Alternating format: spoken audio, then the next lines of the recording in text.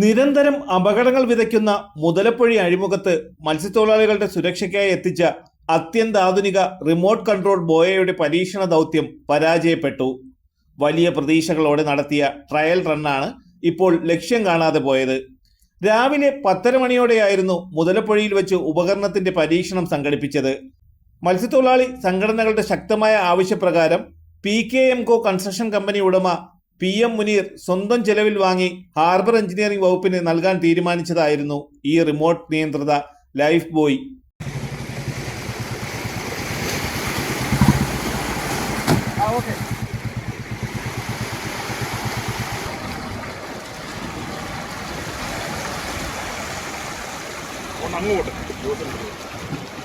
വടക്കേ പുലിമുട്ടിൽ നിന്നും അഴിമുഖച്ചാലിലേക്ക് ബോയ നിക്ഷേപിച്ച് അപകടത്തിൽപ്പെടുന്ന ഒരാളെ സുരക്ഷിതമായി കരക്കെത്തിക്കുക എന്നതായിരുന്നു ദൗത്യം. എന്നാൽ കായലിൽ നിന്നും കടലിലേക്കുള്ള ശക്തമായ ഒഴുക്കിനെ പ്രതിരോധിക്കാൻ ഈ ഉപകരണത്തിന് സാധിച്ചില്ല. തുടർന്ന് ഇവിടെ നിന്നും മാറി കടലിൽ പരീക്ഷണം നടത്തിയെങ്കിലും അവിടുത്തെ രാക്ഷസ തിരമാലകളെ മറികടക്കാനും ബോയയ്ക്കായില്ല.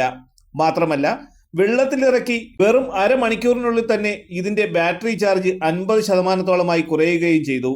നിലവിലെ സാങ്കേതിക വിദ്യയിൽ മുതലപ്പൊഴിയിലെ പ്രതികൂല സാഹചര്യങ്ങളിൽ അപകടത്തിൽപ്പെടുന്ന ഒരാളെ വലിച്ച് കരക്കെത്തിക്കാനുള്ള ശേഷി ഈ ബോയയ്ക്കില്ലെന്നാണ് അധികൃതരുടെ വിലയിരുത്തൽ. ആദ്യ പരീക്ഷണം പരാജയപ്പെട്ടതോടെ മുതലപ്പൊഴിയിലെ ശക്തമായ തിരകളെയും ഒഴുക്കിനെയും അതിജീവിക്കാൻ കഴിയുന്ന മറ്റൊരു പകരം സംവിധാനത്തെക്കുറിച്ച് ഹാർബർ എഞ്ചിനീയറിംഗ് വകുപ്പ് ഇപ്പോൾ ആലോചിക്കുന്നുണ്ട്. തലസ്ഥാന വാർത്തകൾ, Perumathura.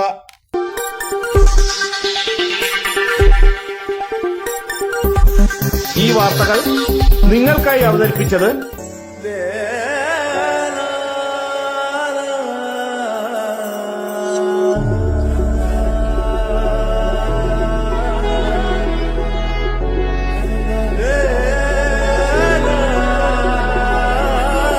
Arabian Fashion Jewelry Wholesalers and Manufacturers.